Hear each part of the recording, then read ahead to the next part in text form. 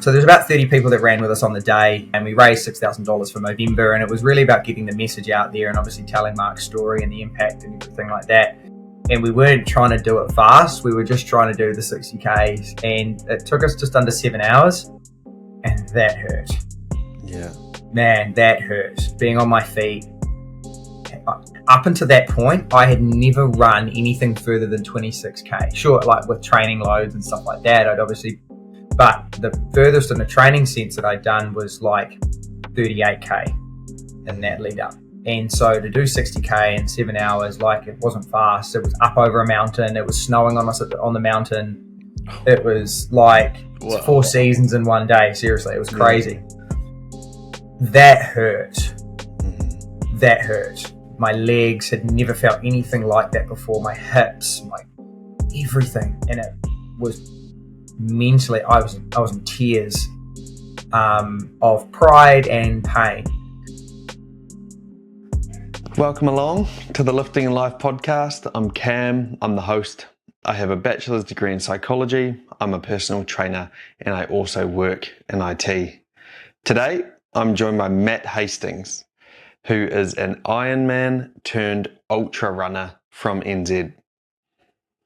A large part of our conversation today focuses around what it takes to be an elite level endurance athlete, from pushing through pain to the sacrifices that are required, to the focus or the art or the importance of focus.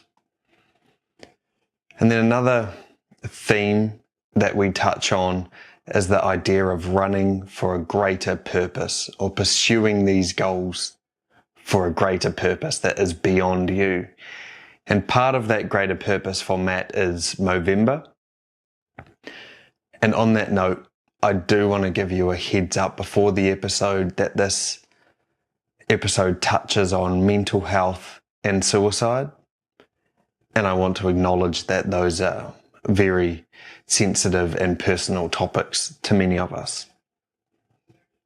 As always, I appreciate you tuning into the podcast, and any support you can show goes a long way, and it helps me keep getting these awesome guests on.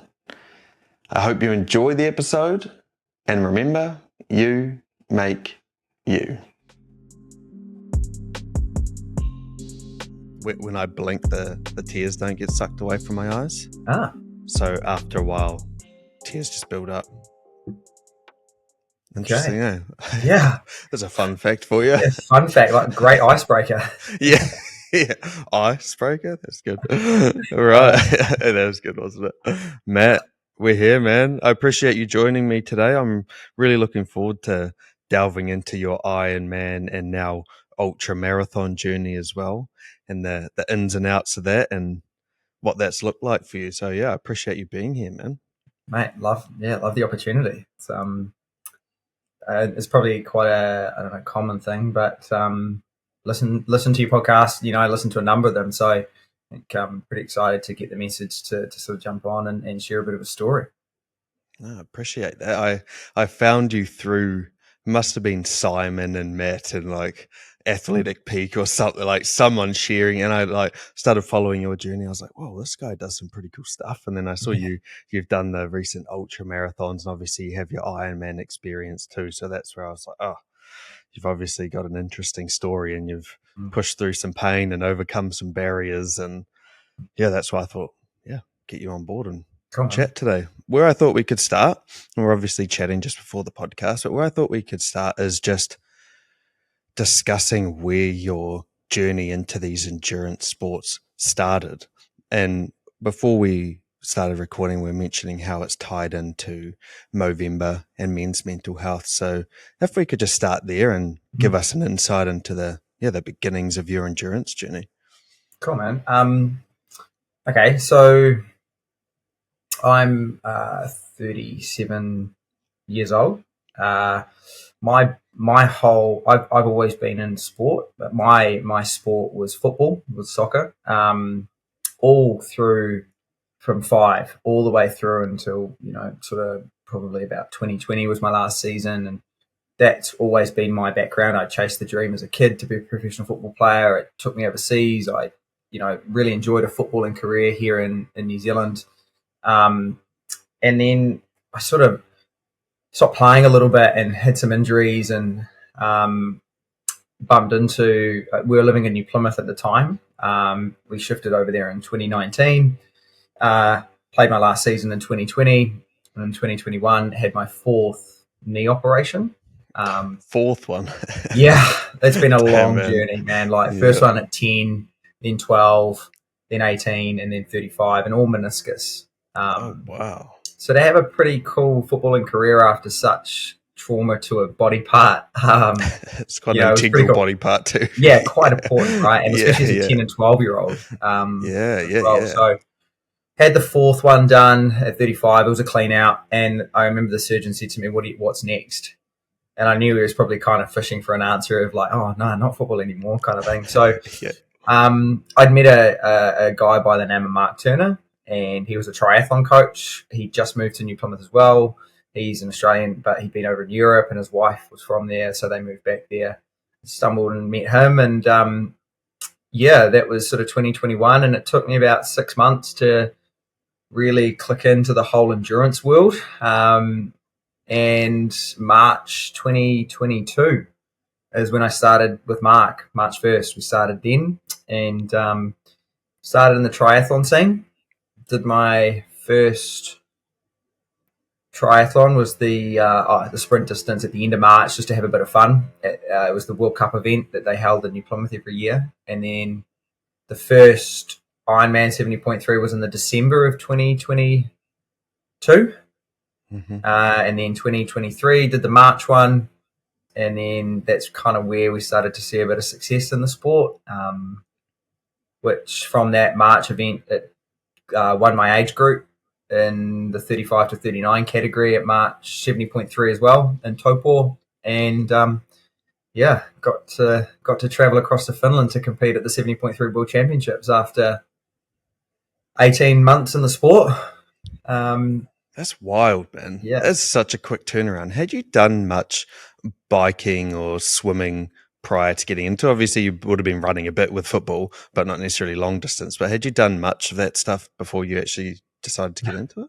But I hadn't swum for like, I think I stopped swimming as a 14-year-old. And I hadn't swum, seriously, I hadn't swum from like 14 to 35. So that was completely basically throwing a baby in the water and just saying like, do your best to swim, basically. Yeah, all the best kind of thing. Same with biking. I biked, but not on a road bike, let alone in lycra or racing helmets or clip-in shoes. First time I put in clip-in shoes, bailed just like completely on the main road in New Plymouth, and I was like Bambi on ice. I was just like all new. Obviously, the running side of things was strength, but I think even then, football is such an anaerobic sport. So to go from anaerobic to aerobic still is, even though we're 2.5 years into the journey, is still a constant work in progress. Yeah, sure, there's been progress and there's been development, but it's still working through those abilities compared to the high level athletes or whatever it is. So but 12 months, I think that was the surrealness behind everything. 12 months from starting 1st of March 2022 to then winning my age group in March 2023 was pretty surreal. Yeah, it was pretty surreal. What were some of the biggest improvements and the things that allowed you to make the biggest improvements in what really is quite a short period of time, 12 months? Biking.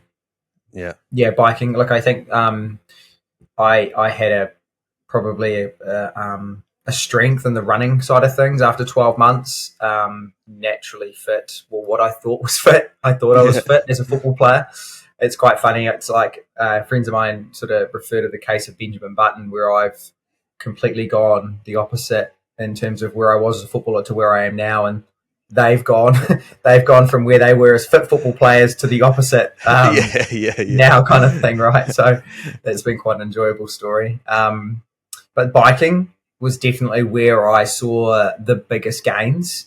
Yeah. Swimming, I knew was going to take. I remember Mark turning around to me and saying 2 to 2.5 years before you start to see any form of improvement in the pool. And like, when you go for a run every single day for 3 months, you're going to get fitter, Yeah. right? You turn up to the pool every single day for 3 months, you're not shaving any time off. It's You're still not. just as hard. Yeah, it's still just as hard because it's pure Yeah. technique. You're swimming against Mm. you're going against a force, right? And it's pure technique. It's strength, it's endurance, but it's pure technique, and it's probably just now, I'm starting to see the biggest the biggest improvements when I do go down to swim, even though I'm not sort of doing triathlon anymore. I'm like, why didn't I keep going? Because I'm now starting to. I've gone from like a 2 minute per 100 swimmer to a minute 40 now. Yeah, What am I doing? It's taken yeah, that long. Generally, it has, yeah, but biking was the biggest form of development where I saw the biggest amount of gains. yeah. Is that just from a cardio perspective? Like it's easier to be in like the zone 2 kind of place where you're just like low aerobic for long periods of time? Yep, that. And I think something like a tool like Zwift, Yeah, like for me who needed to build all pillars in the biking side of things, from strength to endurance to, increasing my aerobic threshold to increasing VO2 max. Something like Zwift, the ability to zone in on a bike session that was something like 3 minutes at a certain power that wasn't fluctuating, where you go out and do that session on the bike on the road, you're going to get the bike skills, the handling skills you're going to get, but your fluctuation of power and things like that is going to differ from wind conditions to roading conditions to things like that. So to just nail into 2 hour bike sessions on Zwift, yeah, it's tedious being in your garage in the middle of winter, looking at a screen, not being able to find anything on Netflix because you basically clocked Netflix. yeah. Gives you no more dopamine, do you? Just Nah, like nah. nothing. You're scratching for things, like you're scratching on Yeah, Disney Channel to watch for yeah, things, right? But to have Zwift for solid 12 months, to build strength, to build aerobic conditioning, to build threshold conditioning was massive for me. mm, Like that's the consistency element in the process was just phenomenal. And that's where I mm. saw probably the biggest gains. Yeah, and the other component now to your endurance journey, if we're talking about the start of it, is the ultra marathon stuff. What inspired you to get into that, and how has it been? Because are you fully transitioning into that, or is it kind of you're still doing both, or is it just running Nah, now? I'm fully 100% in the running side of things now. Yeah, So I've just gone into the elite professional side of running now. yeah, I think one of the things that is quite common coming out of any event in the endurance world is that post race blues yeah, situation where you spend 9 months training for something, or 5 weeks or 8 weeks, or and you just build this consistency for such a long period of time, and you're just in this one mindset of, here's my race date, here's where I'm going to. I suffered quite a bit coming back from Finland. In my mind, after 18 months, you'd gone to a World Championships, you travelled overseas. I got to live like a professional athlete for 3 to 4 weeks. I spent 2 weeks in Sweden at a friend's place who was a triathlete coach, and so his basement was just the mecca of training facilities. yeah, Jeff and his wife welcomed me in their home up in Umeå in Sweden for 2 weeks before I went across to Finland and got to live the dream. And you come back from that and you're just like, fuck's next? Like yeah, that mindset of going, I'm going back to Topor in 3 months. Like Topor was like, really? For a third time in 12 months? Like, yeah, far out. And there was a little bit of me as well with the knee injuries and the historical side of things. The surgeon after the fourth one said, probably by the time you're 50, you're going to need a full knee replacement. You just can't withstand that amount of load and pressure and force for such a long period of time without damage. So I come back and I was like, man, I've got to do something here. Like I've got to fill that cup with everything endurance. And do I want to be doing the one sport of triathlon? Yeah, sure, it's 3 sports, right? I get that. But the one component of endurance? Do I just want to be solely focused on triathlon? Swimming was an absolute challenge for me mentally. Yeah. The faster I was going on the bike and the run didn't feel like it was going anywhere, so it was quite demoralizing in a sense. And I was 36 and I was like, man, I've got to do something here, 37, I've got to do something here. And so I was like, I'm good at running. Like, I'm intrigued by this. I'm intrigued by pain. Yeah. And nothing screams perseverance and persistence and pain like an ultra marathon. It's true. So I grown a lot as an athlete in such a short space of time. I'm just so fixated on becoming a better version of myself every single day that I wake up, and triathlon would have given me that. I'm not doubting that, but there's more out there, and there's a big bad world of endurance sport, and I wanted to taste as much as I possibly could. Absolutely, man. And I haven't done any ultra distance stuff, but I'm certainly interested in it. Like, I've talked to multiple ultra endurance athletes now, including a couple that run in the Golden Trail series. I don't know if you follow that on YouTube, and it is so interesting, man. And speaking to that point of pain, I noticed, and you wrote it quite well, and it was quite interesting about the Tarawera Ultra. You were saying how 7Ks into the race, you took a fall and you hurt your hip, and then you were in pain for the rest of the race. Could you zoom in on that a little bit and what it means to push through pain in a micro? Not, that macro stuff, getting up every morning, yep, that's pain. But what about in the micro, when it's in the one race and you've just taken a hit and you've potentially got an injury? What is it like to push through that pain? It's humbling. Like, when we go through big, like, training blocks, like, we all have our limits. We all have our race goals. We all have a lot of people I know are just like, I'm just going to go and do it, and whatever happens, happens. And I have such admiration for people that put them inside their comfort zones, whether they're racing fast or whether they're just completing it, whatever that is, right? And I remember after I came back from Finland, I did this Movember run. Yeah.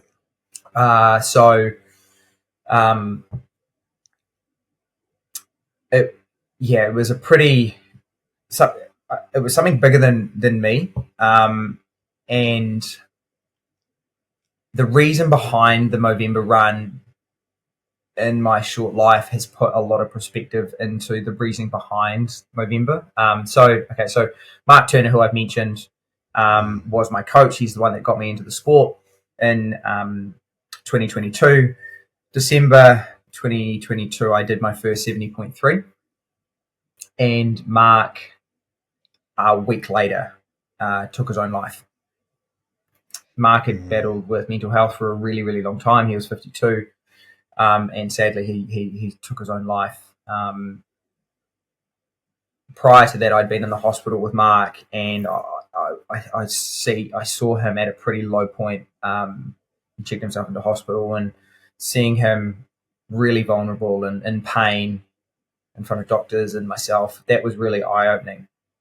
So the 60K, and then so coming back out of Finland, I needed to do something bigger than myself and step into the world of ultra. It was a great little test event. So we did 60K in one day at the end of November last year. At the time, we were living in New Plymouth, so it was up and over the mountain and sort of down through the streets. And we finished at the Windwand on New Plymouth there, and we created a bit of a community behind it. There was about 30 people that ran with us on the day. It's cut out there for a sec. I got you back. Oh, sorry. So there's about 30 people that ran with us on the day, throughout the day, and we raised $6,000 for Movember, and it was really about getting the message out there and obviously telling Mark's story and the impact and everything like that. And we weren't trying to do it fast. We were just trying to do the 60Ks, and it took us just under 7 hours, and that hurt. Yeah. man, that hurt. Being on my feet. Up until that point, I had never run anything further than 26k. Sure, like with training loads and stuff like that, I'd obviously, but the furthest in the training sense that I'd done was like 38k in that lead up. And so to do 60k in 7 hours, like it wasn't fast. It was up over a mountain. It was snowing on us on the mountain. It was like 4 seasons in one day. Seriously, it was crazy. That hurt. That hurt. My legs had never felt anything like that before. My hips, my everything, and it was mentally. I was in tears of pride and pain, and that was, all of that was for a bigger reason. And so, coming back to your original question about Tarawera, you go through training blocks preparing for the worst, but you don't prepare to fall. Yeah. Like, you're still in darkness. It was at 7Ks. I clipped a tree root and I landed on the tree root on my hip. And it basically created a dead leg, essentially. Like, if you like the old school Charlie horse from like schoolmates back in the day, like just mates walking up to you and just kneeing you in the side of the thigh, right? It was like that. And it just took my breath away. And I think at that point I was in like 5th or 6th of like, first ever ultra marathon race, like just come off a shitty 70.3 in March where I blew 3 tires in the first 30Ks and had to walk through Taupo with my bike shoes in hand and my bike and then lycra and like people. and so to hit the deck 7K in, like you don't prepare for that. And so you've just got to resort yourself back into some of the most hardest moments of your life. And for me, it was Mark. And for me, it was the pain of the 60K in November that put a lot of it put a lot of things into perspective, it made me realize how privileged I am to run and how privileged I am to have the ability to run fast. And people ask me all the time, it's weird, people always ask about your training sessions and how fast did you do that, and it does amaze people, things like, and I feel really privileged to be able to sort of do that and have the ability to do what I do. So to go through a fall like that, in the moment you're like, well, you're just gonna fucking get up and keep going anyway, as much as it fucking hurts right now. But at the time, what I didn't actually realize was the severity of it, and the fact that if you've ever had a dead leg or you keep playing sport on a dead leg, it seizes up. Like the muscle starts to seize, the blood flow, the blood clotting, like all of that kind of side of things from a dead leg. So I basically had a marathon to run, because even though it was Tarawera 50, it ended up being 54K. Yeah. So I essentially had a marathon to run on a dead hip, if we could kind of call it that. For those that don't know Tarawera, it's not a flat road run. It's in the redwoods and Rotorua. It's up hills, it's down hills, it's on gravel, it's on road, it's around the lakefront. It's a mixture of terrain, and you get to 30K and you're in so much pain, and you've still got half a marathon to go.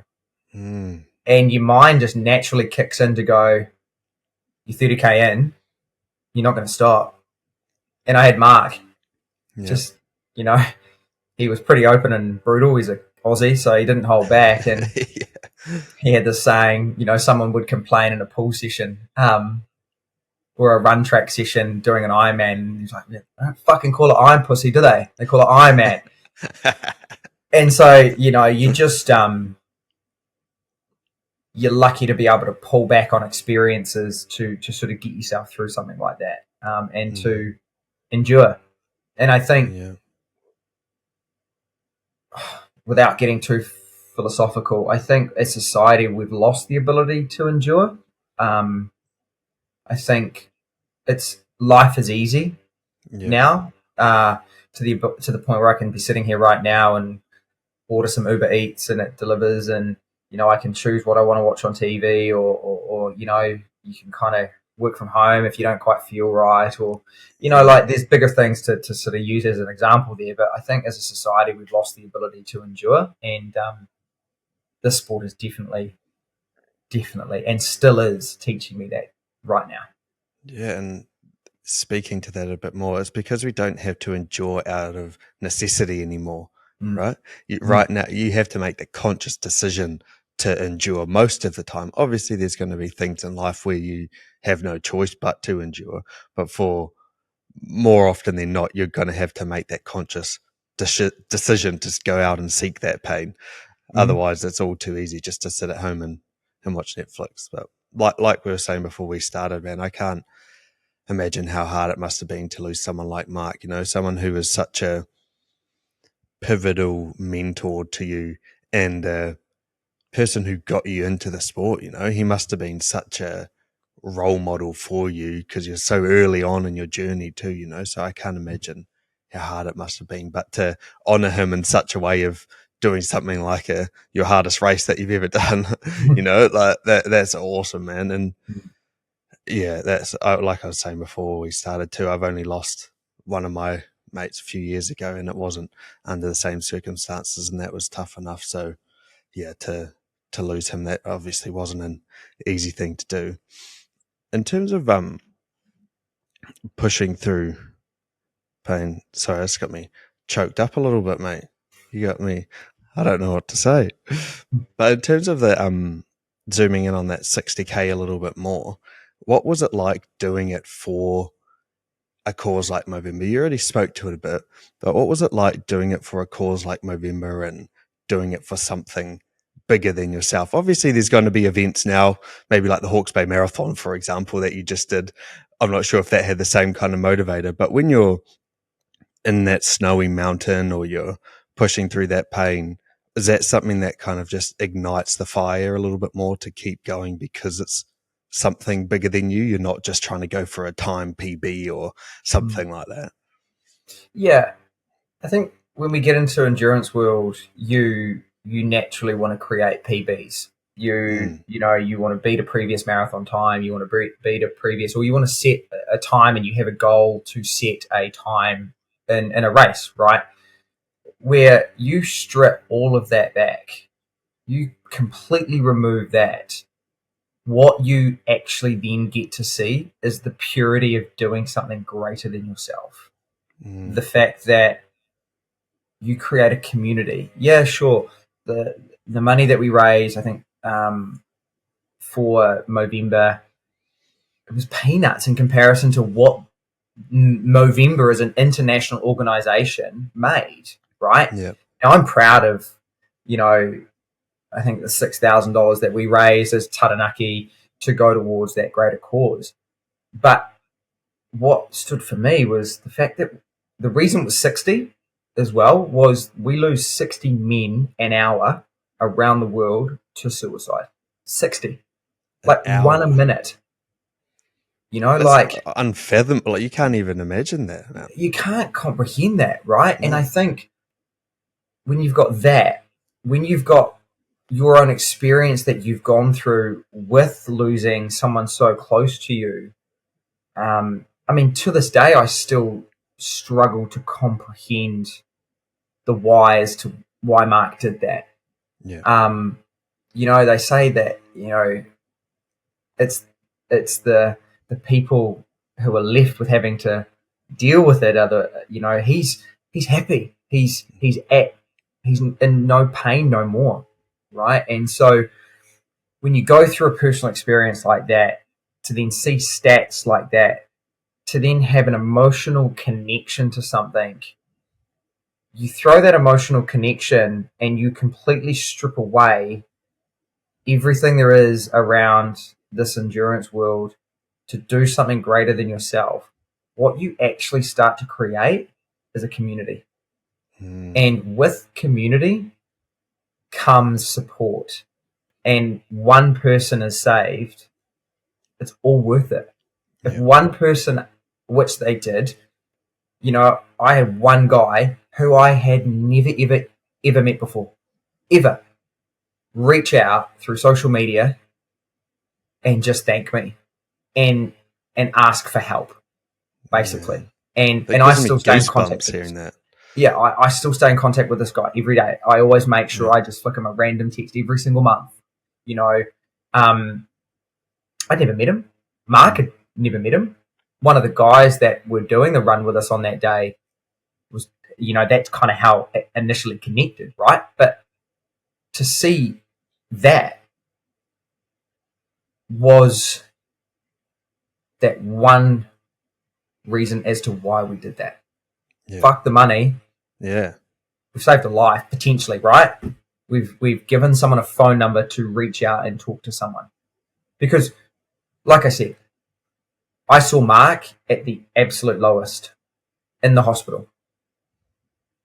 I had no idea what to say to him when Mark was in hospital, Yeah, sorry, it cut out there for me for a second. I was saying when Mark was in hospital, I had absolutely no idea what to say to him.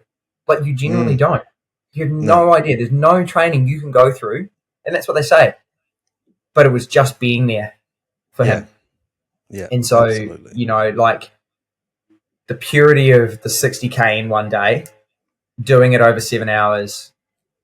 I had 3 guys running with me from the start. I had a really close friend of mine, Aaron, running with me on the mountain. And then we had like 20 guys. We created a family fun run for the last 2K, where kids came down. We had about 20 people come down and run that last 2K, and it was just a community, man. And I genuinely think that will be one of the greatest achievements in sport that I've ever done. Ever.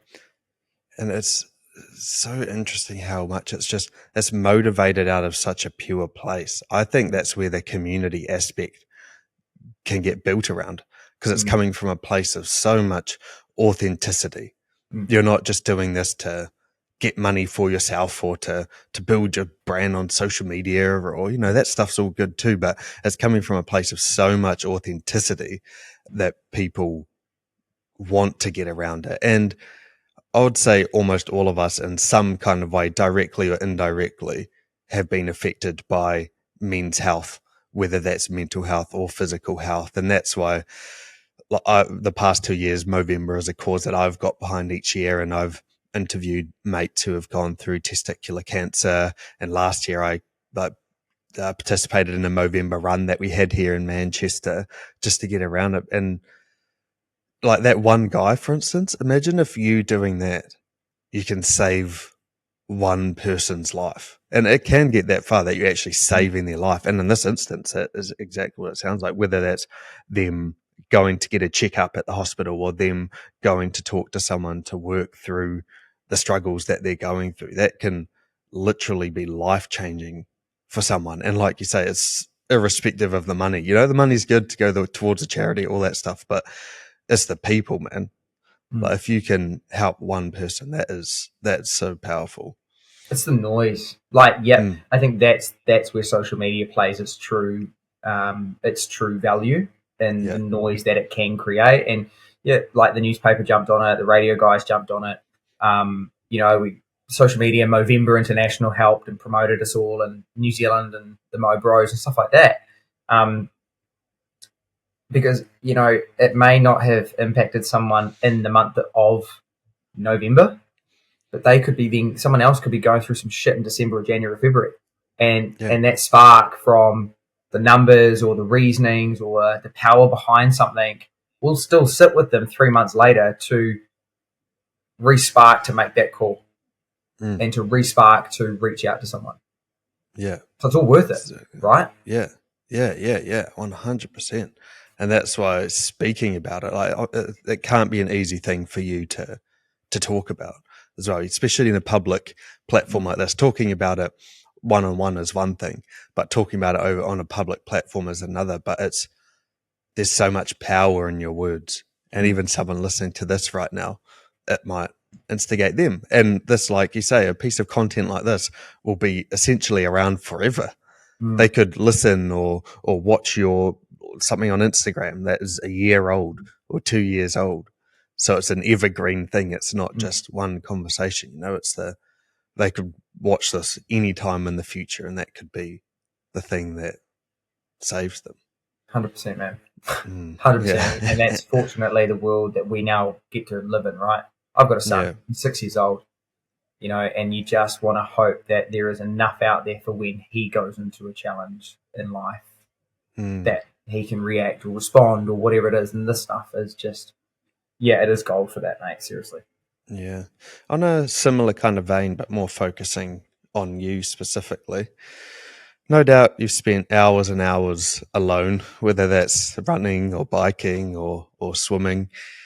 And in that alone time, what have you learnt about yourself? What are the self-learnings from all that? It's almost meditation, really, right? Like there's one stimulus, maybe it's your feet hitting the pavement or your feet turning over on the pedals. What has that time taught you about yourself? Oh, wow. Yeah, that's I reckon I run 1,000 races in a pretty tough one session, right? Like, Yeah. I think the biggest thing that it's taught me is the power of perseverance, the power of consistency, the power of the body. I think being present where your feet are. It's a pretty short period of time that we get to do what we do, and I think when you think you're beaten, man, your body is just powerful beyond measure, right? And I think we fear that. Yeah. I think we sometimes, as society, or I know I do, you get closer to a race and you start to question your training, you start to question types of sessions, you start to question, am I fit enough? You start to question if I belong. And that's actually quite healthy. Yeah. And I think we fear that quite a lot, and then that then starts to run down about how we fear how fucking good we can be as an individual. There's a great quote from a great movie, like, our deepest fear is that we are powerful beyond measure. Yeah. Not that we are inadequate, right? Not that we're inadequate, but that we are powerful beyond measure, And it's true, man. Like, without those, so going into August last year, the training leading into Finland, the month of May last year, so 12 months ago, the month of May will forever stay with me. Like, March qualified, won. April, you're just in this like buzz of like, I'm going to the World Championships. Every training session, you're fucking firing. Like, you feel good. And then the whole month of May. And at the time, I was working with Matt Kerr. He was my coach. And I remember every fucking session in May, I just wanted to quit. There were sessions that I had to, I just worked myself up so much emotionally and mentally, I just couldn't complete those sessions. And the inadequacy that I felt in the month of May was just beyond anything I'd ever experienced before. Like, I'm not good enough to go to a World Championships. Like, who am I? It's like a bit of imposter syndrome.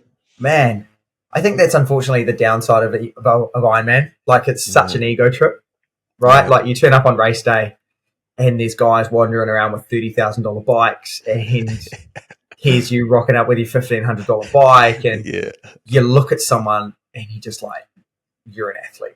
Yeah. And here's old Kiwi boy over here, like, we're just coming off the back of winter, so I'm probably holding on to a little bit more, and like your skin folds at like 7%. Pale and but man, that month of May, it hit me, and Matt was Matt was pretty instrumental in getting me through that month of May. And it wasn't about dialing back the power on a bike session. It wasn't about dialing back on the run splits we were trying to achieve or anything like that. It was literally about learning and teaching yourself that at the end of that session, you're done. Yeah. It's not about that session anymore. It's about what's next. Everything that we did on the Monday was to benefit the Tuesday. The Tuesday was to benefit the Wednesday. The Wednesday was to benefit the Friday and the Saturday. Everything that we were doing and prescribing, and he was prescribing, had a purpose and it had a reason. Gotcha. Keeps dropping out. Sorry, mate. Everything that we did in that month had a purpose. Yeah. And it was about going, that session's done, but there's a reason for that session. I don't know if you've heard of the rule of thirds in the endurance world. And a video or a camera I have? No. No, in the endurance world? So the rule of thirds. So a third of the time we should be feeling like we are unstoppable. Mm-hmm. A third of the time we should feel like it's a challenge and it's hard and it's getting to a point. And then a third of the time we should feel like I'm not good enough. Like I shouldn't be here. Like that imposter syndrome. And I remember seeing it, and if you've got, then you're progressing. Like you are moving forward because you're seeing success, you're seeing challenge, and you're having to learn about yourself in a persistent mindset of when shit is tough. Yeah, it's tough, but tomorrow's a new day. Tomorrow's a brand new training session, and if you don't hit it, then we go again. We go again the next day. And coming off the back of that, the hard sessions now, I can't get enough. Yeah. Like the addiction to the pain, the addiction to going into the well, like some people are built for it. Some people genuinely just can't do it. And that's okay, because you still find limits every single day and you still become a better version of yourself than you were the day before. But I thrive in those sessions, man. Like I absolutely, when I see a session come through, I'm thinking about that session for the next 2 days, right? Yeah. And I'm planning sleep routine around that session, and I'm planning what I'm eating 2 days before around that session to absolutely nail it. Because when you nail those sessions, right? When you chase and you nail those sessions, you're unstoppable, man. Yeah. And that's just and that's that feeling of getting to know that you are powerful beyond measure. Yeah.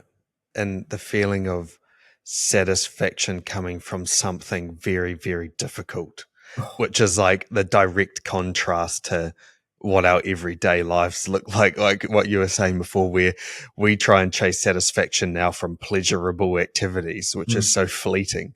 Whereas, like you're saying there, true pleasure and satisfaction is found in the most difficult tasks. And doing something physical, like a long, hard run or a very fast tempo session or whatever difficulty it is. Difficult can mean lots of different things, but that's where you're going to find that true satisfaction. And in those moments, you say how much you love those tough sessions. Is that what you find the most about yourself, is how much satisfaction you get out of it? Or is there you chasing some other dragon in that pain cave? Don't get me wrong, I enjoy the easy days. Yeah. Right, like you do still get to enjoy the easy days, right? Because in those easy days you feel growth, you feel maybe that run or that bike session has improved compared to 3 or 4 weeks ago, right? Yeah. But you need those easy sessions. Like I genuinely believe 70 to 80% of our training weeks need to be easy. Mm-hmm. They need to be. Like, I think we get caught up running too fast, too hard, too often, and I see a lot of people, right, and I've been pretty fortunate to see friends kind of get into the exercise side of things, and an uncle who's just turning 60 in a few weeks. He's now doing half marathons, and for the last 2 years, and he's inspiring. But I've seen too many people jump into wanting to do something and going all in, like 150% all in. And the first week they change their diet, they run every single day, they go out and order a brand new pair of shoes, and they sign up to a gym for the next 12 months and everything, right? They go all in. And I say to them, I guarantee, man, in 4 weeks, you're back on the couch. Yep. Because you're just going too hard, too fast. You've not given yourself the ability to keep endorphins, find challenge, grow. And it's a real shame, because I think, like we keep saying, right, when things get too hard, or it's too much, or we're tired, and with things like that, that's what I'm talking about. We don't have the ability to endure, right? And we just go back to our old habits. And so while I get and enjoy the easy sessions, right, I get to enjoy the hard sessions because I feel like I've done the work in the easy sessions. Yeah. So for me, the reward isn't the easy sessions. The reward is looking after my body and giving myself the ability to recover physically and mentally to go into that next session, that next challenging session, that waking up. I've earned the right for that hard session. I've earned the right to feel really good mentally going into it, because I've done 10 1%ers to get there. And I've equated those 10 1%ers to 10 to 15% of being ready. So my reward is getting to a hard session ready to go. That's the reward, man. Like, not getting through the hard session, not getting to the easy session because I've done the hard one. Like, for me, it's the opposite. Flip it around. Like, let the hard work be the success, not the recovery. Yeah, because without that easy work, your body can't handle the hard stuff. So Totally. It's showing that you're doing the right thing. And it was actually Matt, when I chatted to him on the podcast, he's such an interesting guy, man, and really articulate and clearly thinks about things really deeply. And on the similar vein, what he said is that this session, if I complete this session, it allows me to do the next session. Basically exactly what you were saying. And because I was asking him about preparing for an event and what are you thinking about for each session when you're coming into an event, is it just the event? And he's like, not really. Like, obviously the event's there, but this session allows me to be fit enough and capable enough for the next session. I'm training for the next session. Yep, you're training for the event, but you're training for your training as well. Mm-hmm. Yeah, and I now take race selection into that mindset as well, right? Yeah. There's ramp goals and step goals, and like, if we continuously chase those step goals, just one step at a time, I think we can lose sight at the bigger picture. And each training session is a step in the right direction, but it's not the goal. Like, the ramp, the top of the ramp, that's where the pinnacle is. For me, my ramp goal is Tarawera in February next year. Like, that's my goal. So everything that I'm doing this year is step by step by step by step. Each step has a progression. Each step has a result. Each step has a goal to achieve, so that if we can tick this goal off, we can step into the next goal at the next race to then be prepared physically, mentally, emotionally, everything for Tarawera back in February. Like, I'm going back to Tarawera to fucking win it. Yeah. Like, I'm not interested in top 10. Great. Look, don't get me wrong. I'm going to be absolutely stoked, right? Because I've gone from 14th to the top 10, whatever that might be, right? But, man, I'm like, I'm going there to win it. I'm going there to qualify. Like, so what I'm doing now is a step. Simple as that. Yeah. I love that analogy too of the staircase, because you can't get 3 steps up without having stepped on each step in between too. You can't just take this massive leap from this session to this session. You have to complete those 2 or 3 sessions in between before you have the ability to complete that session that's 4 or 5 steps up the staircase. Mm-hmm. Like you stand at the bottom of a staircase and look up. Yeah, you might want to try and do double steps, right? But those double steps are going to hurt. Those double steps, you do 2 steps or 3 steps trying to get up that staircase, man, it's going to hurt. It's going to hurt. And you're probably going to be able to do 3 or 4. That's it. Yeah. You ain't doing 10 steps, right? And so you're going to get tired and you're going to break down and your muscles are going to hurt. And you're then going to probably take 2 steps backwards to get rest, right? Like we want to get from A to B too quick sometimes. Yeah. Like enjoy the journey, enjoy the process. Like don't just be caught up in from A to B. Like think beyond B because there's 24 other letters you got to get to the end.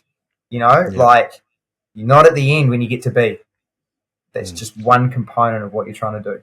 Exactly. And pulling it back to what you were saying about people all too often going all in when they want to start something. I was a personal trainer for 4 or 5 years and I just saw that so often. Like you get both ends of the spectrum, obviously, where people don't want to do anything, but then you get the other end of the spectrum where people just go all in.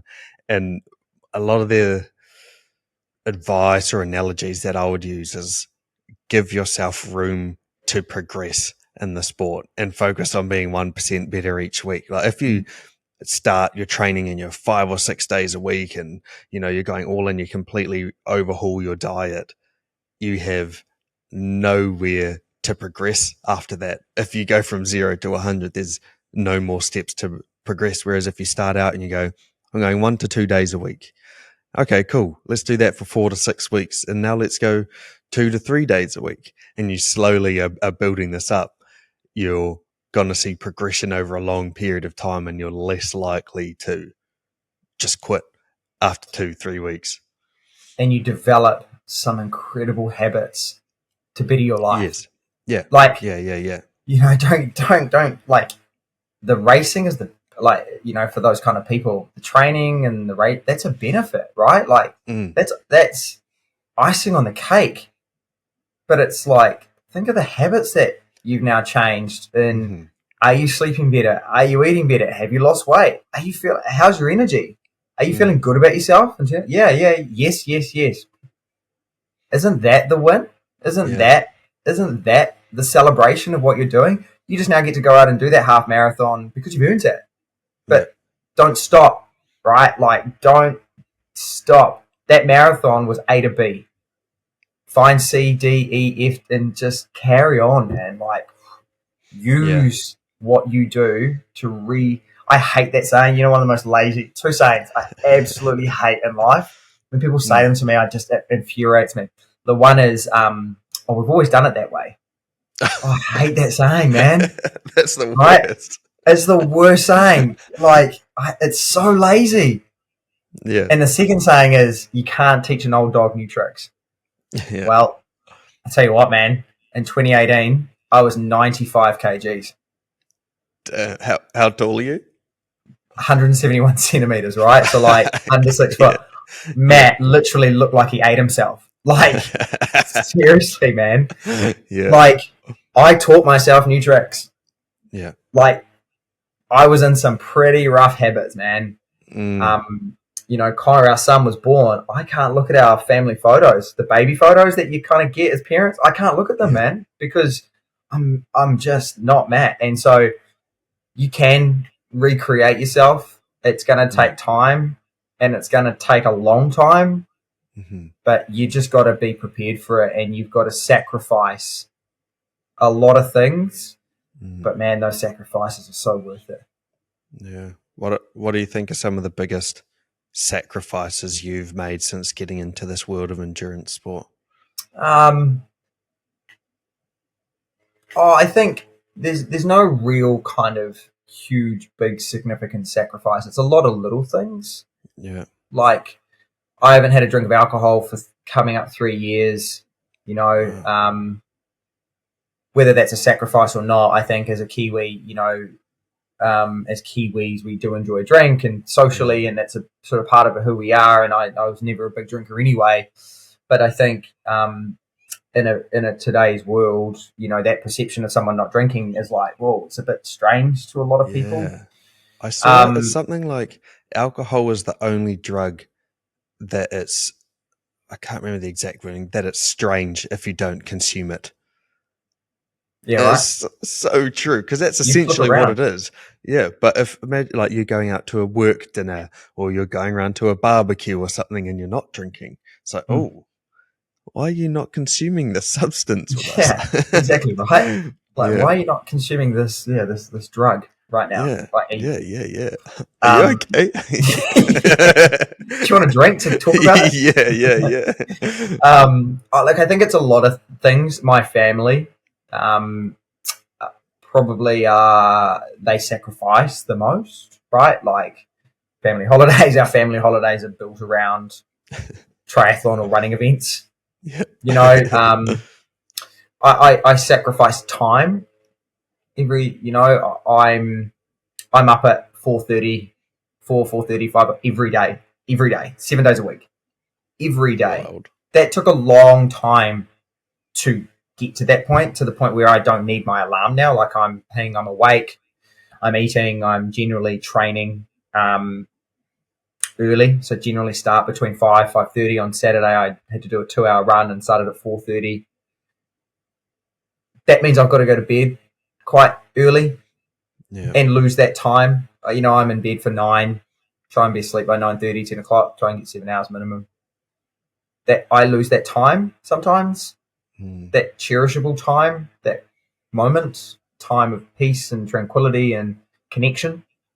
Sometimes I miss a kid's sports game because of a race or something on in the afternoon because I've got a training session to do and I don't get to the kids' trainings or sort of things like that. There are days that are my days and I don't sort of sacrifice those types of things. I love food, man. Yeah. Clearly, because I got to 95 kgs, right? Yeah. But I think you have to be pretty conscious at I don't calorie count or shit like that, but I eat pure whole foods.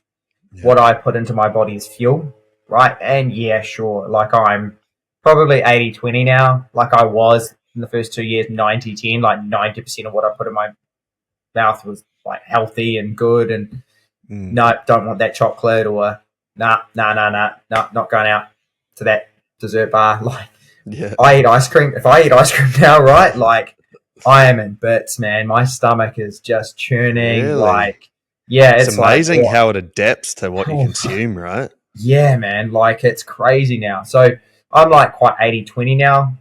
The running volume helps me eat more. Yeah, I was going to say, you'd be burning so many calories. Yeah, there's some days where I'm having to consume, and like, right, so I'm 67 kegs now, still 171 centimeters. I don't know what that is in feet. There's some days where I'm smacking back about 5,000 calories, because I've got to eat. Right? Yeah, I have to, man. Yeah, and because it's not about then, it's about the next 2 days of what I've training-wise, right? It's not about the now, it's about the next. Exactly. So there's some days, man, I've got to consume 2,300 standardized. If I'm not training, I've still got to consume that 2,300, but I might burn 2,500 calories in a day. So I've got to replace that. Yeah. So the food bill is probably a sacrifice, right? The bank balance is a bit of a sacrifice as well. Yeah. But I generally think it's time and persistence and perseverance at what I'm doing. The consistency of getting up at 4 to 4:30 every day, having a coffee and making sure I've had something to eat so that it can digest and I can use it as fuel for a training session. I generally try and finish a training session no later than 10 to 7 so that I can still be dad in the morning. I can get the kids ready. I can help out, feed them, dress them, get them off to school. Training generally in my lunch break, where it's a gym session or a bike session or a swim session. I try and keep the afternoons clear for family time, but there's just some days where I can't. that I have to train a second time late in that afternoon. Like I have to sometimes, right? I have to sacrifice, waking up early to do a training session, to watch the kids sport and be dad, and I think the discipline can also be classed as a sacrifice, to be really kind of set in stone around what I'm doing and making sure that I'm doing those little things really, really, really well. The power of the ones, man. The power of 1% is just key. Just really, really key. Would you say that's some of the silver linings out of those sacrifices, like time with the kids? The silver lining is that you're being a really good role model for them at the same time, and showing them what it's like to turn up every day and to have discipline and to sacrifice, even though obviously time is the only thing you can't get back. But in my opinion, you're doing a good thing with that time. So do you feel like through these pursuits, you're being a good role model for the kids? 100%. Yeah. I think that's going back to, the challenging moments as well. Your why, they are that. Ella and Connor, that they are my why. They can see Dad put himself, they've seen me cross the finish line in tears. They've seen me lying on the garage floor in pain. Ella comes now to all of the races. So she's 10 next month. She comes to all of the races now with me. That's so cool. We might go 2 days earlier, the Ironmans, and she'll do the kids' Ironman running race. She did the kids' marathon running race as well. That's the 2K thing. Yeah. She walked in. I mean, she's pretty sporty, right? Like, she loves sport. She does netball, football, swimming. Like, she's a really active kid. Does the Weet-Bix kid triathlons, and she pushes herself to the point where she breaks down after the finish line as well. And you're like, I've seen that before. That looks like me. Yeah, 100%. The other day I walked in from home, and there she was in the garage doing like a little strength session, nice. at the age of 10. And we had a conversation in the car the other day. She wants to be a fashion designer and a professional football player, and she wants to live in Paris to do both. And she turned around and she goes, "Oh, Dad, I don't know if I want to be a fashion designer anymore." I was like, "Why?" And she's like, "Oh, it's just really hard getting the sewing machine out and, putting time aside and, stuff like that." And so the dad brain kicks in, and he's like, "Well," I was like, "Well, if you want it, you got to earn it. It's not just going to happen overnight. Like, you got to make time. You got to sacrifice things. You got to sacrifice some iPad time. You got to get it going. You got to do all of this and stuff like that. And you got to, you've got to sacrifice to get to where you want to get to." And she's like, "What, like you?" And I was like, "Yeah." What did you say? It cut out before the punchline. Let's see, the dad brain kicked in and then it cut out. What was the punchline? No, dad brain kicked in, and I was like, "Well, mate, if it's something that you really want to do, you got to put time aside. You got to get off your iPad, and you got to get the sewing machine Make out. sacrifices. You got to sacrifice something." And she's like, "What, like you?" And I was like, "Well, yeah, kind of. Does Dad always makes time. I sacrifice some sleep every now and then." And she's like, "Yeah, tell me about it." When you come in the mornings, watch out. And I'm just like, back down, back down on the knees, right? Like, shit, far out. Kiwi knocking down on the knees right there. So classic. So when you see moments like that, that's incredible, and I think that does really fuel to everything and to the reasoning why you do it, and just seeing your mini-me following in footsteps and putting herself in hard situations, and not as a 10-year-old. She did Weet-Bix Kid last year and this year. Last year she ran herself to exhaustion and was in tears. It hurt that much. She went back again this year, and still knowing how hard it hurt, and she put herself back into that same environment. And so as a 10-year-old, she's doing that now. The skills that she's developing at such an early age, of the power to endure, to continuously put yourself through hard things, to grow and develop as a human being in so many facets, that's the greatest gift of all of this, right? Mm. And it sounds like the time that you spend is quality time too, probably because there's the time where you're having to sacrifice the time, you know? I'm sure, and obviously I'm not a parent, so I can't talk. I do have nieces and nephews, but I'm sure there's parents who have all the time in the world, but sit on the couch scrolling their phone while their kid sits on the couch scrolling their iPad or something, even though they're spending way more time together. It's like, how is that time spent versus like what you're kind of getting at there? Like those are really meaningful experiences. And if you've only got a small period of time to spend together, I'm sure there's an emphasis on making sure that that is quality time spent too, not just sitting there scrolling your phones or your iPads or whatever it may be. Kids are sponges, man. Like Mm. everything in a kid is a learned behavior. Yeah. Like whether they're learning something at school, whether they're learning something on the football field that their coach has taught them, or seeing a parent or a family member or friend doing something, it's a learned behavior. Yeah. Regardless.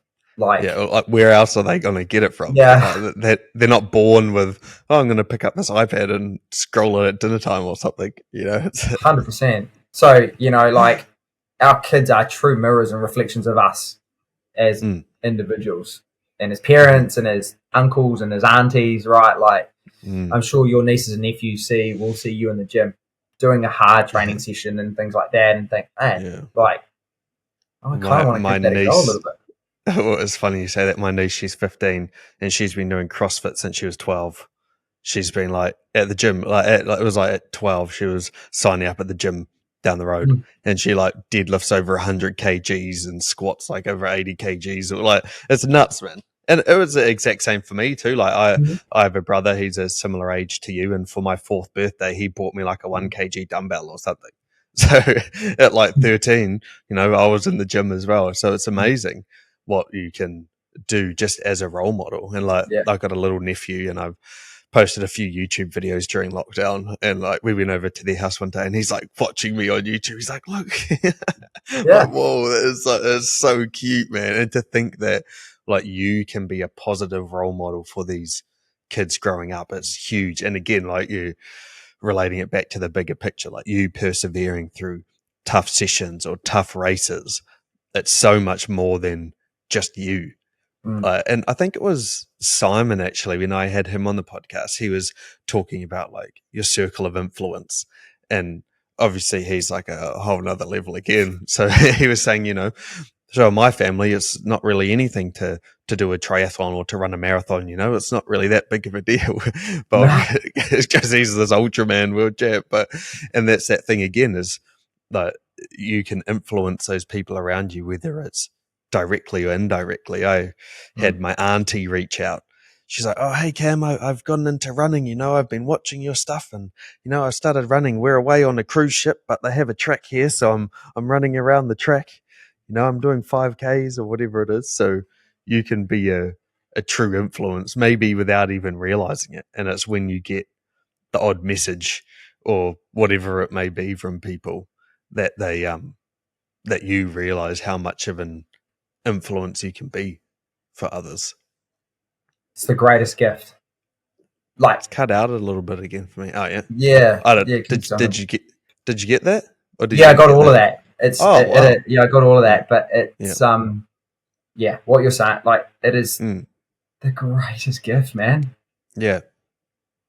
Like, we do things for ourselves, right? And we try and create better humans of ourselves or better versions of ourselves. But man, that when you see a greater impact, that's the true currency of why we do what we do. Especially with kids, it's almost like how we're talking about with the Movember and saving one person or impacting one person. It's like kids too. Imagine if you, like, say my niece, for example, who's 15 and now she's set on this fitness journey. So she's around these people who are wanting to pursue bigger things for themselves and to better themselves. So you're around that circle of influence at such a young age versus I don't know, getting around other circles, which are really easy to get around as a teenager too, you know, the kids who are into whatever it may be. And it's like your whole life path could be different simply because you found this positive thing of sport or fitness, or just the idea of sticking to something and being disciplined. It might be a fashion designer, but the principle was the same, you know, where you're sticking to something and you have the power of discipline and Mm. sacrifice, and you learn that at such a young age. Anything, any format that you can challenge yourself, whether it be creatively, physically, emotionally, mentally, right? Like just the pure ability to take yourself out of your comfort zone, whatever you do, whatever it is, absolutely ever it is that you do. You could be a graffiti tag artist, right? Yeah. You've still got an ability to challenge yourself, and fashions like whatever it is, man. And we just fear challenge. I don't know. There's just a sense of disappointment. I don't know what it is, right? Like That's true, actually. We live in the age of instant gratification and instant satisfaction, and that fear of failure or that fear of it not going to plan, like it's pretty dangerous. And I think it's out. It's way out. It's in kids, especially these days. You see it every single day. It's like you would rather live in a grey area of not committing to anything out of fear of it failing rather than giving something a go.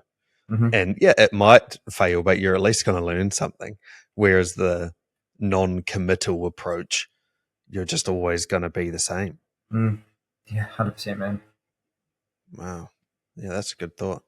In terms of coaches right now, you're working with Simon now? Is that right? Yep. What is it like working with someone of his caliber? Obviously, he's Ultraman world champ, done some crazy things like his 24-hour event that he did a couple of weeks ago, and he's got UTMB in August this year, I think it was, in Chamonix. Yeah. So, what is it like working with a coach like him?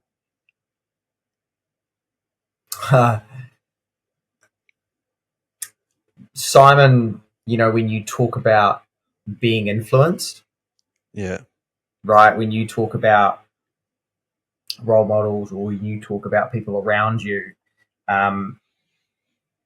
he is that person that, for me, is at the top of the list in every conversation that you talk about. When talking about, someone to look up to. I've been very fortunate. I worked with Mark, and then I worked with Matt. Matt was incredible in the time that Matt and I worked together. And when I reached out to Matt and said, hey, I'm looking at going down the running path. I've been given this opportunity here, and he's like, look, running's not my thing. So go and talk to, someone and things like that. And Matt and Simon are really close friends. So it just felt, I bumped into Simon for the very first time at that very first December Ironman in 2022. He actually stood under Mark's tent in the pissing down rain, and that was the first time I connected with him. And he actually, we were walking back to the finish line. He's like, "Oh, my phone's died." Never spoken to the guy. Like, my phone's died. Can I borrow your phone to call my wife? And I was like, "What is this guy?" Okay, all good, mate. Yeah, all good. Please don't take it. And then I think, like, he just leads by example. Like, I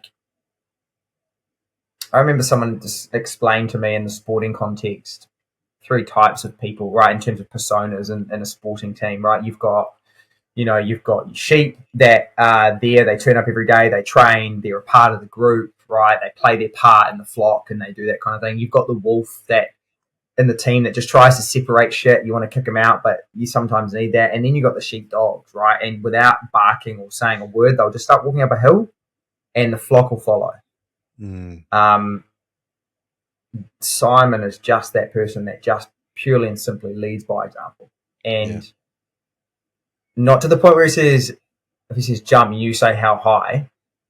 For me now, it's like jump. Okay, well, I'm going to jump. I'm going to try and jump further than you. It's probably going to kick me in the ass, but I'm going to jump further than you, because I just think he naturally instills in you the ability to strive and be the best. I messaged him after Tarawera, and I was like, we're going back to win it next year.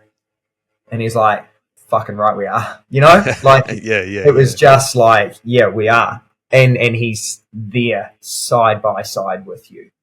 And you have shit and challenging days, and he is there.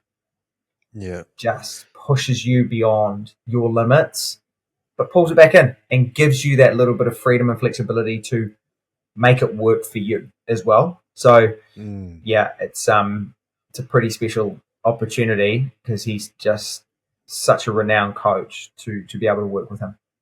Yeah. And I think you just hit the nail on the head. It's just like leading through action. You know, he might not say much, like, yeah, you post on Instagram and stuff, but he's not like putting up motivational reels telling you can be the person you want to be or whatever it may be. You know, he just like does the thing. Like, oh yeah, he just did a 24-hour track event and runs 230 something Ks. No, oh yeah, done. And then 2 weeks later, he's out running again. Like, wow, he just turns up. And just lead through. Like, action just speaks so much louder than words, and it's a cliche thing, but if you're living out the thing through action, people see that. You don't need to talk about doing the thing; just do the thing. Just do it. Like, that's him, right? Like, as well. Yeah. He's like, just do it. What's your goal this week? I'm just gonna fucking do it. Right? Okay. Goes out and absolutely smashes it. You know, like, like, and not just smashes it, but like takes a world record after his third ever Ultraman. Like third record in a row, right? Like, yeah. Some of us are just chasing for like one PB. Yeah. You know, and he is just but again, it comes down to his consistency and his perseverance. Yeah. And I think that's, you know, that leads by example, right? It was interesting watching him go through the training block for the 24-hour track run. You know, like here's me going out for I'm not trying to underplay this, but a 3-hour easy run, right? And it's hard, but it's comfortable. It's a comfortable hard, and you're kind of running for 3 hours, and then you're thinking, fucking hell, 3 hours? Like, really? And then he posts a track workout where he runs from Martangi into Hamilton, runs for 8 hours on the track, and then runs home again. Yeah. You know, like, you're like, oh, I can't. Oh, right. No. I think I replied to that one. I was like, that looks like it should be a cycle, not a run. It was like 70 something Ks or whatever. Like, that's a run. And especially around a track too. That'd just be so monotonous. Oh. But what did you say? I think they change direction every 3 hours. Is it? Yes, 3 or was it 4 hours? 4 hours? I don't know. Something like that. Like, oh yeah, nice switch up. Cool. I get to look at the track this way around. Oh, what is this way? Yeah, 100%. Yeah, but again, you're right. Action. The man leads, right? And when you he is a leader, but he is a leader, he's a coach, he's that. But the first 4 letters of leader is lead, and he does that. Yeah, you know. He does that by astronomical levels, you know. But he also understands how to rein it in and to support you and do what you need to do as well. And he's on tap, you know. He's whenever I need to text him or call him, whenever it's a tough day, both personally, he's there, you know. And that just shows the great human being that he is, with such a cool family as well. How did your training sort of change when you started training with him and switching it up towards the running instead of the Ironman? Look, we still do a lot of cross training. We still incorporate swim, bike, and run. I respond really, really well to that. But I think as well, because while we're running, to run, you need to, motivation comes and goes, right? But you know, to be motivated to run, it's in your control as well. To be motivated to run, you have to do time on a bike. You have to appreciate that time to run. So going through a hard bike session, because it's got its purpose in strength building.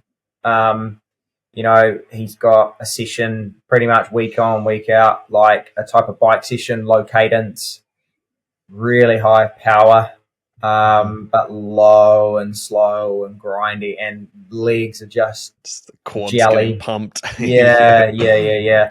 But I respond to that really well. But it's, again, he's got a method to the madness. Mm-hmm. And when I get to run, fuck, I'm excited to run. You know, Yeah. like when you see a couple of swim sessions pop in there, and you're like, oh, okay, I'm Oh going to get no. through these. Fuck, right. Yeah. But then the reward is the run at the Mm. end of it. The bike session benefits, but you're like, cool, I get to run now. You know, so yeah, running volume has definitely increased, which I love. But the cross training, and you know, I'm working with guy by the name of Lockie Caldwell out of Movement here in Hawke's Bay 3 times a week in the gym. So he's Oh yeah. physio, but he's also developed. He's an endurance athlete as well. So he's helped me develop a gym program that is purely and Yeah. specifically around run strength. So I do that 3 times a week. What are some exercises or movements that you do in that session or in those sessions? Yeah, so we do a lot of plyometric work in terms of warm up. A Yeah. lot of springs, a lot of jumps, a lot of sort of really firing muscles and really doing that. But to be honest, man, 90%. So I only do it 3 days a week, but it's heavy squats, it's heavy deadlifts, it's heavy calf raises, it's lunges, you know, like some good core stability stuff. Like I'm in the gym every day. Tuesday, Wednesday is my kind of day where I do a little bit of my stuff. But yeah, it's a lot of heavy lifting, right? Like Yeah. heavy squats. That strength component in there. Yep. Yep. Yeah. Like firing of glutes constantly, hip flexors, adductors, quads, hammies, calves, like a lot of work on calves, like a lot of calf loading with weights and sort of stuff like that. So yeah, a lot of strength based stuff. Like, and you look at it and go, well, that's just something that a typical gym goer is going to go and do, right? Yeah, it is. Yeah, 100% it is. But don't overcomplicate it. No. Like, keep it simple. Everything that you do in terms of that. And so Lockie's been great. He's been a real asset to the team as well. So him and Simon and things like that. It's, you know, I feel like I've got a really great team around me to be able to tell a cool story that at the age of 37 you can still turn professional in what you do and what you find and what you love to do, and go out and make a bit of a career out of it as well. Yep, still work a 40-hour week and be a dad and things like that, but balance and key, and it's a pretty cool story to be living right now. Oh, it's inspirational, man. I feel like, I don't know if it's just whatever, social media or whatever again, but there's this just stigma around turning 30, or once you're 30 or once you're 40, you know, oh, it's all downhill, or oh, my back's sore now because I'm 30, or like, oh, I can't train anymore, or I can't pick this up, you know, like, oh, I'm too old to do that. It's like, it's all just things that you tell yourself. It's just all your brain trying to come up with these logical reasons why you shouldn't just be courageous and try something new, or do something that you're going to suck at for a little while. You know, you're sore or unfit or in pain because you don't really do much, you know, but if you started doing something, your body's going to adapt. Mm-hmm. And I mean, you're taking it to the extreme by competing at the elite level stuff, but that's that's a whole other level again. But it's true. Like, maybe the thing is just running 10Ks a week, or going to the gym twice a week, or, you know, it doesn't have to be becoming a professional ultra marathoner or anything like that. But yeah, I You feel like have to start. and you're just setting the standard for that. You have to start somewhere. Mm. You know, it could be pretty easy to sit here and go, man, I wish I found this sport 10 years ago. Yeah. But if I found the sport 10 years ago, I wouldn't have moved to Gisborne for work.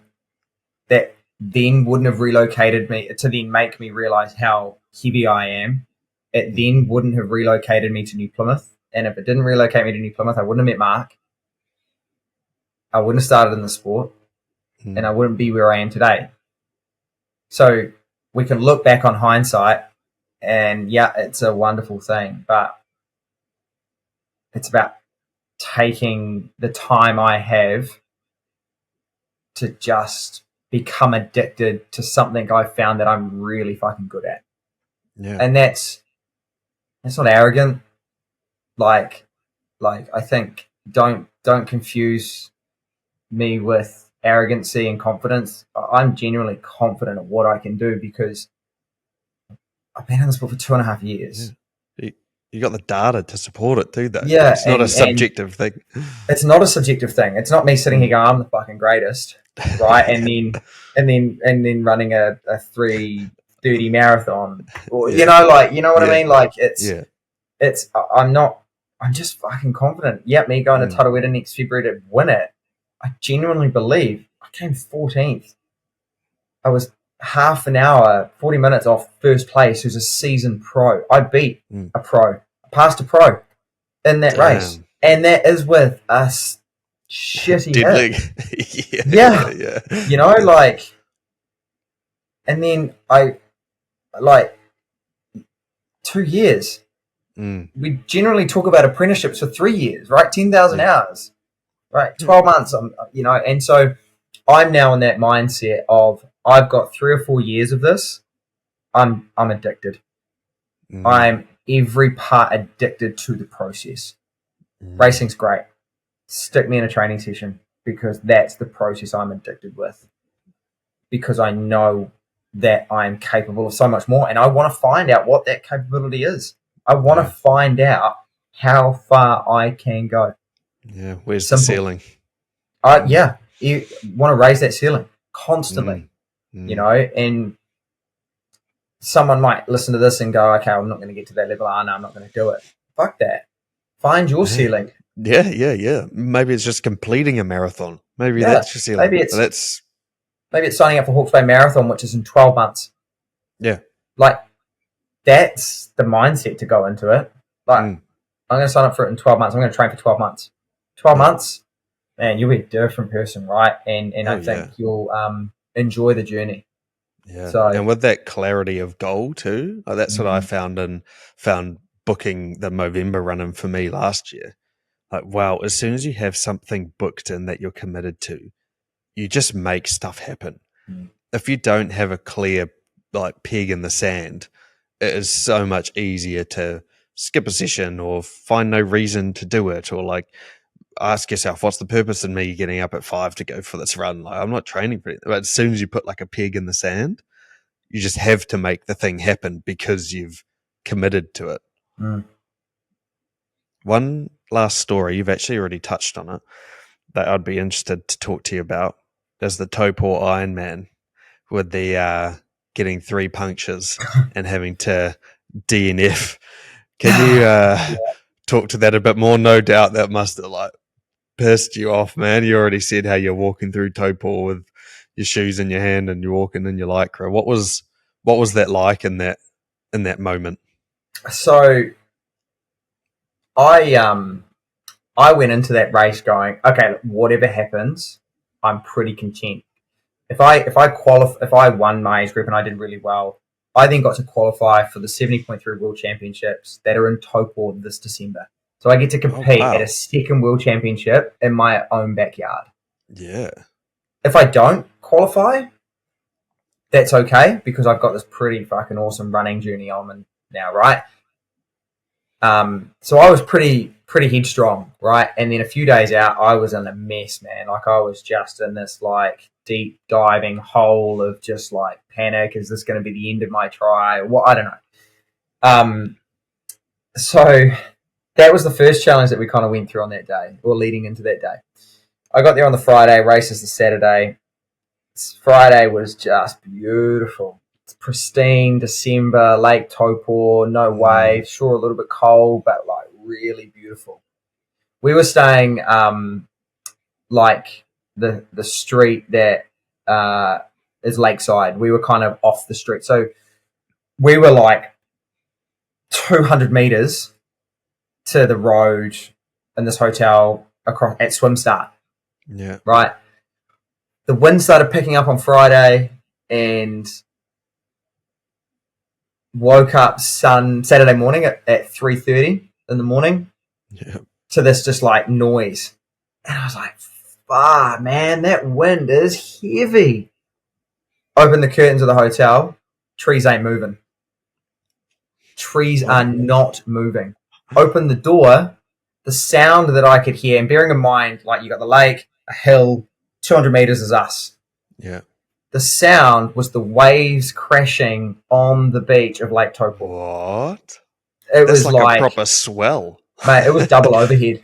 Holy, really? In surfing terms, it was like you could surf on it, right? I about to say, I heard rumors of people surfing on Lake Taupo before. Yeah. Like, you could have surfed. Like, I'm an ex-surfer. That's you could wild, have definitely man. surfed, right? So, because on March they run Ironman and the 70.3 at the same time. Yeah. 70.3 go first, and then Ironman go after that. So, like, I'm not remembering swimming. I love. I'm more comfortable being uncomfortable in the water, if that makes sense, right? Mm. But I need all the help I can get for a swim to be competitive. I need to be holding onto some feet. I need good swell. Like, I need calm condition. So I get down the swim, and this fucking waves are massive, man. Like, I was pretty confident I'd get out of the water at 30, 31 minutes. 41 minutes it took me to swim, right?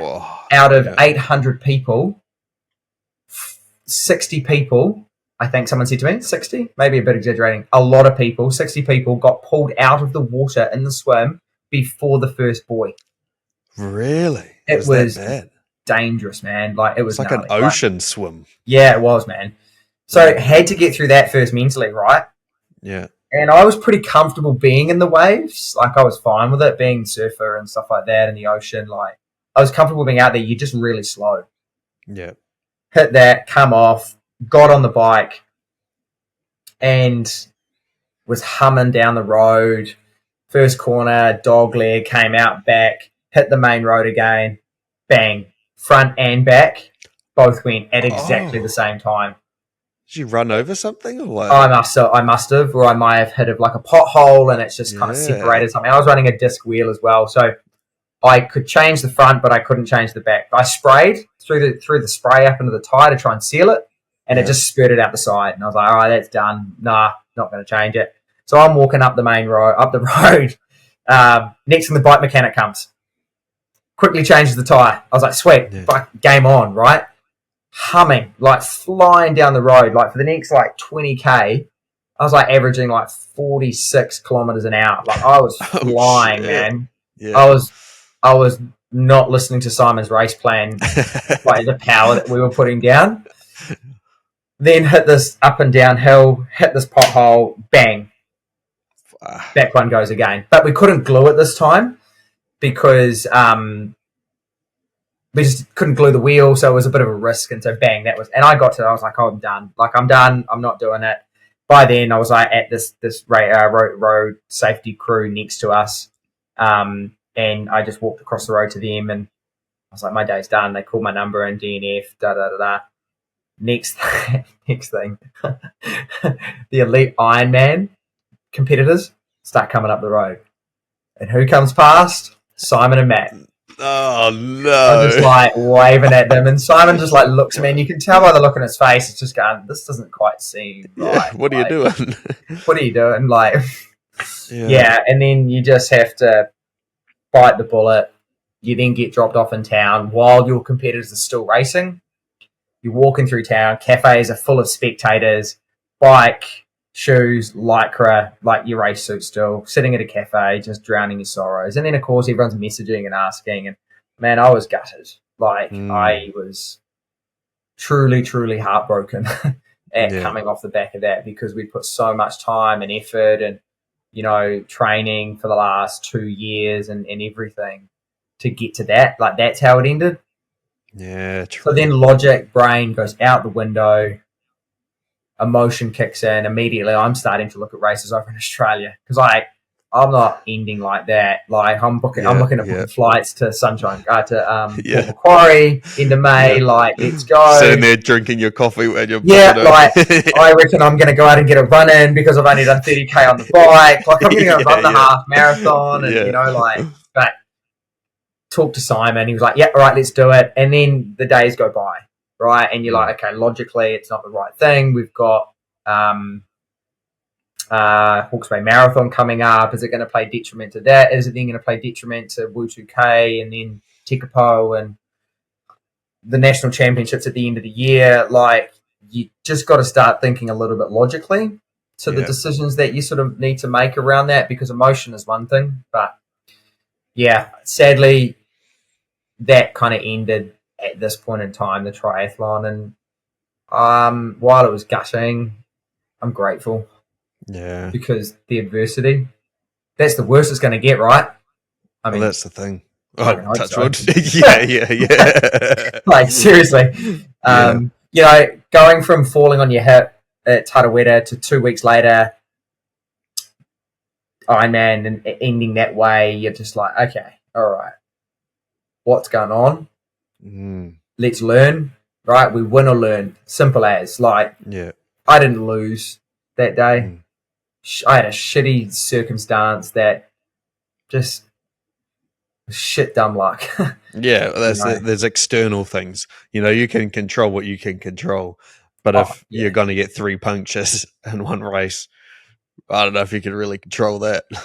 I mean, maybe that benefited me for Hawke's Bay Marathon, right? Because I was a bit fresher being able to go into a marathon training block. Yeah. Who knows? You know, it's win or learn. That's it. It's a sacrifice of everything that you do. It's not a loss, man. It's just an opportunity to grow. And I became fitter. Yeah, I was going to say that's the price you pay sometimes for committing to a goal. It's racing. If you just choose to sit at home on the couch all the time, you're not going to lose, but you're also never going to win, right? 100%. Yeah, 100%. It's that old saying, right? The old Italian proverb I heard. You know, a man prays to God. He says, "Please let me win the lottery. Please let me win the lottery. 7 days in a row. Please let me win the lottery." God comes down, mate. You got to buy a ticket. You know, like you got to buy a ticket to be in the lottery. And I've got 4 pretty exciting tickets in front of me. To try and do something pretty cool. Nice, man. That's actually where I generally like to wrap things up. What are your upcoming plans? What have you got on the horizon? So I've got Wu2K, which is a 64K trail down in Wellington in July in the middle of winter.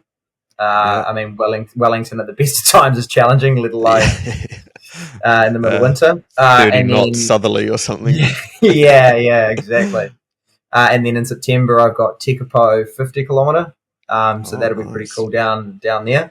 That'll be scenic. And then what's that?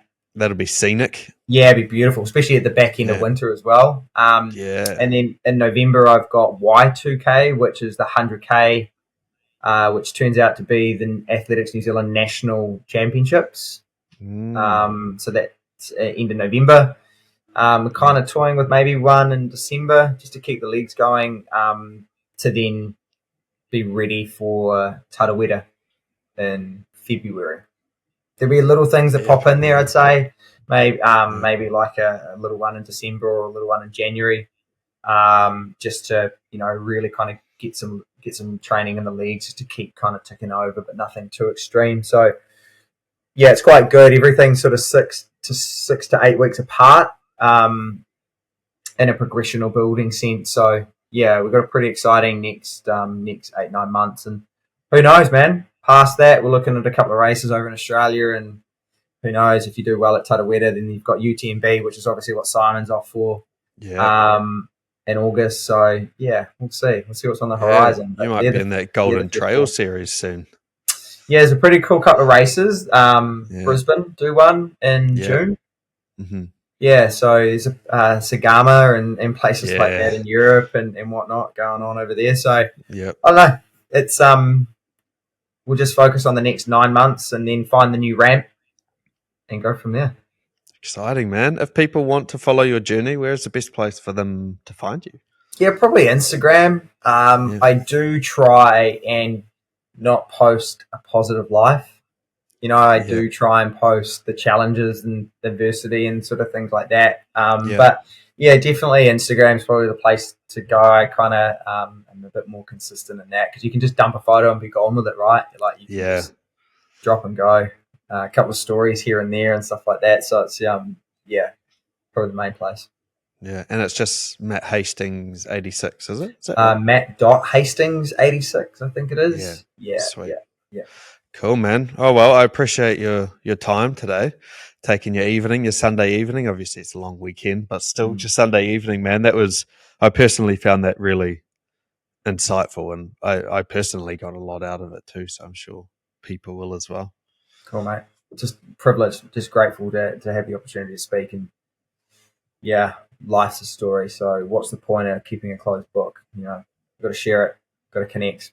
So appreciate it, mate. Well said. No worries, man.